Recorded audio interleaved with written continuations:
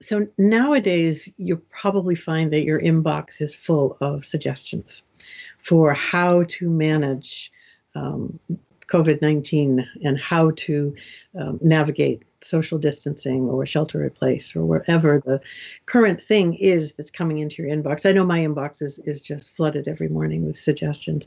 And many of the suggestions are from some very wise teachers who I adore and look up to. Some suggestions are from companies I've never heard of. Some suggestions are from colleagues who are sending things out. Um, but the thing that I really want people to do is I want you to take all of those suggestions and listen to your nervous system. I would like you to take one at a time. Like this morning, I got 6 practices from a dear friend. And it was like, okay, I'm going to take each one at a time, and I'm going to say it out loud. I'm going to consider it, and I'm going to see what my nervous system has to say. And then I'm going to take the next one. And at the end of it, I may have 6 that go on my, I'm calling it a menu, that go on my menu. I may have 1 that goes on my menu, but it's my menu, because as soon as I start taking somebody else's suggestions and turn them into a protocol for myself, I've stopped listening to my nervous system. I'm now listening to somebody else's nervous system and not mine. And so I really have had fun recently with colleagues and clients creating a menu. I call it a Pathways to Regulation menu. And truly, it's fun to do an art project. So take a big piece of paper and find colors and paints and markers or whatever you want. If that pulls your nervous system, other than that, you can just write it on paper. But your job is to listen to each suggestion through the lens of your nervous system and say, does my nervous system say yes, no, or maybe? And if it says yes, it goes on the menu. If it says no, it doesn't go on the menu. If it says maybe, it goes on the menu, right? So then again, we're talking about pre-planning, about being proactive.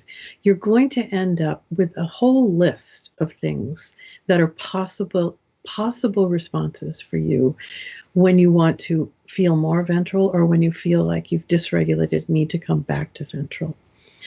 So once you've created your menu, then you're going to look and say, okay, when I'm in dorsal, which one of these really feels like it brings a gentle return of energy? When I'm in sympathetic, which one of these feels like I could really discharge energy in a safe, organized way? And when I'm in ventral, which ones of these are going to help me really savor and deepen that experience? And so then your menu now has 3 categories, right? It has ventral, sympathetic, dorsal. Okay. So then, once you have your menu and you've created it and you've made it beautiful and it's your menu, hang it somewhere where you can find it easily. Because when we dysregulate, we lose the ability to locate things and make choices and make decisions. So put it somewhere where you know where it is. And my encouragement would be start every day by going to that menu and saying, what does my nervous system think would be interesting to try today? And the reason I really think it's important to create your own menu is that I've heard from many clients and colleagues that they feel something's wrong with them because the suggestions that are coming aren't working for them.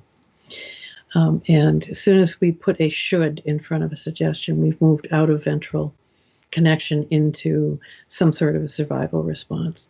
So I just want to remind people that everybody's nervous system is shaped a bit differently, and it's perfectly fine. In fact, it's just right that your nervous system says yes to some things, no to others, and maybe to others.